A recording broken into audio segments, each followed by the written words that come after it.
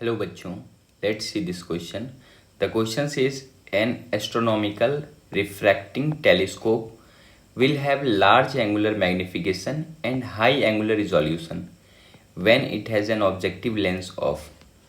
First option दिया हुआ small focal length and large diameter, and second option is large focal length and small diameter, third option is large focal length and large diameter, and fourth option is small focal length and small diameter.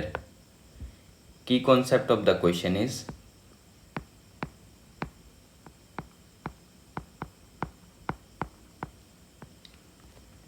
first key concept of the question is angular magnification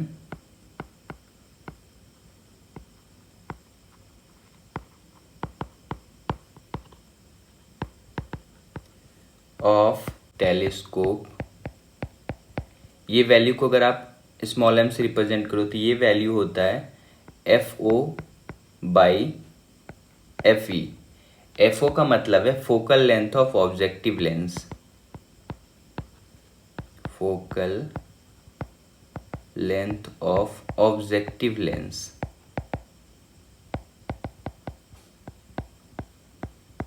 और F E का मतलब है focal length of eye piece.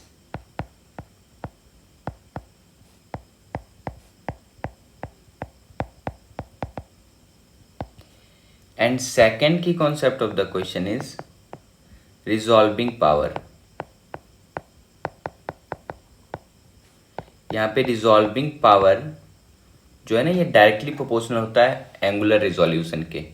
तो ये value होता है, अगर आप इसे आरपी से रिप्रेजेंट करो तो ये RP directly proportional to D by lambda होता है.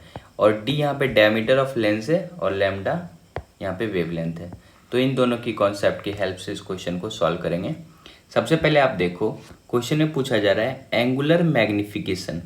सबसे पहले एंगुलर मैग्निफिकेशन के अगर बारे में आप सोचो तो यहाँ पे आप देखो m directly proportional to F O या फिर inversely proportional to F E बोल सकते हो. तो यहाँ पे फोकल लेंथ के हिसाब से अगर आप देखो तो m equal to F O by F E. F E तो यहाँ पे आई पीस का फोकल लेंथ है, उस पर ध्यान नहीं देना है. एफ ओ यहाँ पे देखो लेंस का, ये ऑब्जेक्टिव लेंस का फोकल लेंथ है. तो आप देखो मैग्निफिकेशन ज़्यादा कब होगा, मैग्निफिकेशन ज़्यादा होगा कब होगा, जब फोकल लेंथ का भी वैल्यू ज़्यादा हो. अगर हमें लार्ज मैग्निफिकेशन रखना है तो हमें फोकल लेंथ भी ज़्यादा रखना पड़ेगा. तो एक तो हमें ये कंडीशन मिला, उस हिसाब से ऑप्शन देखेंगे. इसके अलावा दूसरा स्टेटमेंट भी क्वेश्चन का देख लेते हैं. High angular resolution. Angular resolution high रखने के लिए हमें रिजॉल्विंग पावर भी हाई रखना पड़ेगा.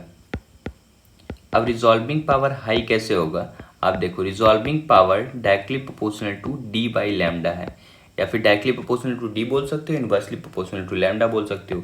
डी यहाँ पे डायमीटर है तो आप यहाँ से बोल सकते हो resolving power directly proportional to diameter.